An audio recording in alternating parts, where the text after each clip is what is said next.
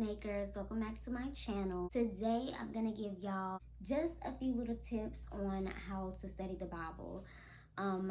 This is not me trying to tell you how you should study.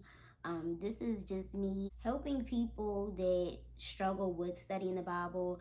This is just a few methods that helped me begin my little journey when I first gave my life to Christ and I didn't understand like how to read the Bible, like how to read it, like what it was talking about, like all that type of stuff. So yes, if you're struggling on understanding the Bible, how to study it, or you have a method but it's just not working for you, or you just want to learn new ways to study, keep watching the video. Okay, so first off, this is the English Standard Version.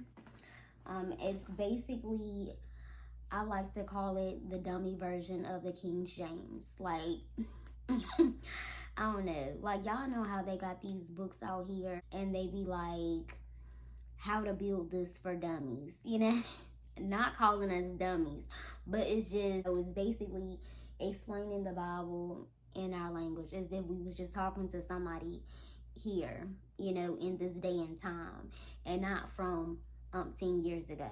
You can really start wherever. It's no rules when it comes to reading the Bible. You don't have to start in the beginning. You can literally just open the Bible up to a page and begin reading.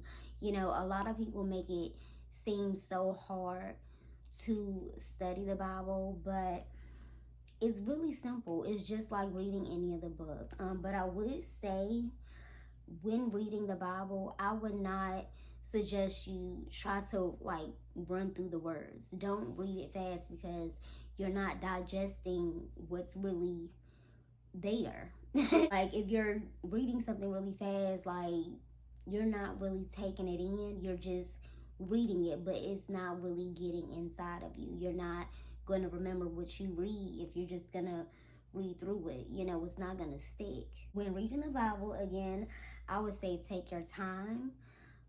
If there are words that you come across that you don't understand, I wouldn't just say skip over those words because it's in the Bible. It's there for a reason. You need to know it. So for the words that you don't understand, I would suggest that you can get a Bible dictionary, or if you don't want to do that, you can simply Google the word. Google is our best friend when it comes to, just finding out random things that we want to know.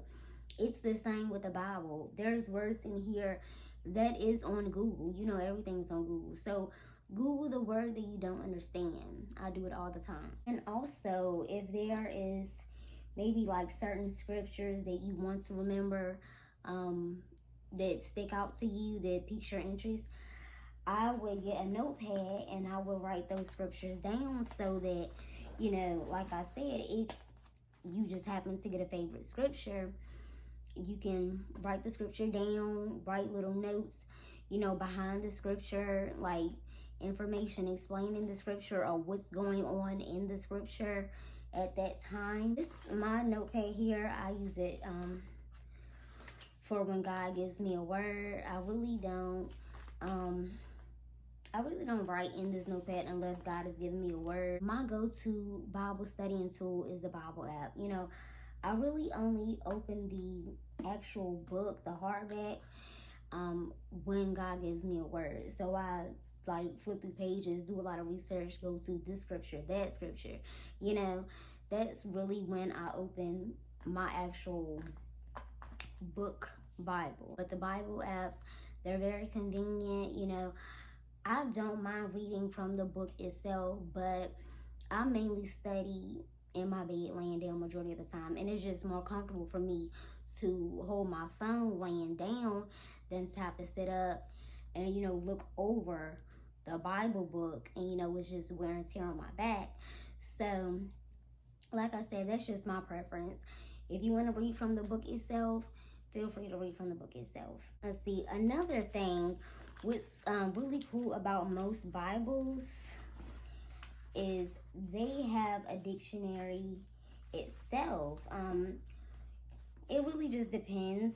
Some Bibles don't, but majority of the Bibles that they're selling today, they do have um, dictionaries in the back. This Bible here, it has a lot of the words in there, and they don't just have the meanings, but they have the scriptures on where you can find the words. It has the weights and measurements because they're speaking of a lot of different type of measurements here in the Bible. So they have the words, and they have the actual, like, our type of sizes. Like a Becca was about 1/5 ounce or 5.5 grams. They have the table of weights and measurements. And then, as I said before, they have the glossary, they have abbreviations, the way to abbreviate the books in the Bible. Some Bibles, they also actually have maps showing the cities and the different places that they speak on in the Bible. Mine's don't, but you can Google that as well if yours don't either. Yes, it's really simple. It really doesn't have to be hard at all. Like, a lot of times we make things a lot harder than they should be. Okay, I'm just gonna kind of show y'all how simple this can be. Okay, so I'll read Romans 14th chapter, and I will actually read the 20th verse. This is a really good verse. I really love this verse. I should have this highlighted, but I don't. Okay, it says, "Do not, for the sake of food, destroy the work of God. Everything is indeed clean, but it is wrong for anyone to make another stumble by what he eats." Verse 21 says, "It is good not to eat meat or drink wine or do anything that causes your brother to stumble." 22, "The faith that you have, keep between yourself and God. Blessed is the one who has no reason to pass judgment on himself for what he approves." 23, "But whoever has doubts is condemned if he eats, because the eating is not from faith. For whatever does not proceed from faith is sin." Okay, now I'm going to tell y'all what the scripture spoke to me. Like, this is what I got from it. This is basically saying to me, if I'm a person that eats meat or drink wine, I shouldn't do it around people that don't do those things, because that is when it becomes against God, because I am tempting that person, or I'm hindering their walk with Christ. You know, if I'm a person that eats steak, I shouldn't eat my steak in front of a person that's fasting from meat, because I'm tempting that person, you know? And you don't want to cause someone else to fall because of something that's in your lifestyle, which the Bible is saying everything is indeed clean, meaning that you're not doing anything wrong, because, you know, that's just your lifestyle. But you fall short when you do it in front of someone that doesn't have that same lifestyle as you. So, in other words, if I'm drinking a glass of wine, I'm not gonna do it around an alcoholic, a recovering alcoholic. You know what I'm saying? Because me drinking the wine isn't bad, but me doing it in front of the alcoholic, the recovering alcoholic, you know, giving him that urge, you know what I'm saying? That is where the sin lies in play. And that's why I love verse 22. It says, "The faith that you have, keep between yourself and God." Meaning, do what you do within your own company, or within the company of the Lord, you know? Like, don't do it in front of someone. that is going to affect that person in a negative way. Because we don't want to cause nobody to stumble, and we don't want to be the cause of somebody stumbling or pushing them out on the limb. You know what I'm saying? Persuaded in the Lord Jesus that nothing. Some things that we do may not necessarily be anything bad, but if somebody could see in a bad way, even though we know we're not doing anything wrong, we don't want to affect another person's walk with Christ. Like, we don't want to have a negative effect on somebody's walk with Christ, and we don't want to put God's name to shame. So, to prevent that from happening, we have to be careful on what we do and who we do it around. Like I said, it's just this having a simple glass of wine. Everybody don't agree with that. Some people struggle with that because they don't have the self-control that you may have. So it's best to just do it within the privacy of your home, or wherever you're not around someone that it may affect. So, and we don't want to mess up with God either, because if you cause somebody to stumble, not only is that person gonna be messed up, but you're gonna mess up your relationship with Christ too, because we should know better. That's just it. We should know better. That is basically it. Like I said, it's very simple, very, very simple, to study the Word of God. The hardest thing to do is just opening the book. Sometimes we get so distracted with the smallest things. It could be work, it could be taking care of home. It could be something on the TV that we want to watch every day, constantly. We have to learn self-discipline. Sometimes you literally just have to sit yourself down, stop, and be like, no, I need to read the Word. I try to read the Word every single day. If not several chapters or maybe a whole book, sometimes it may be 1 or 2 scriptures.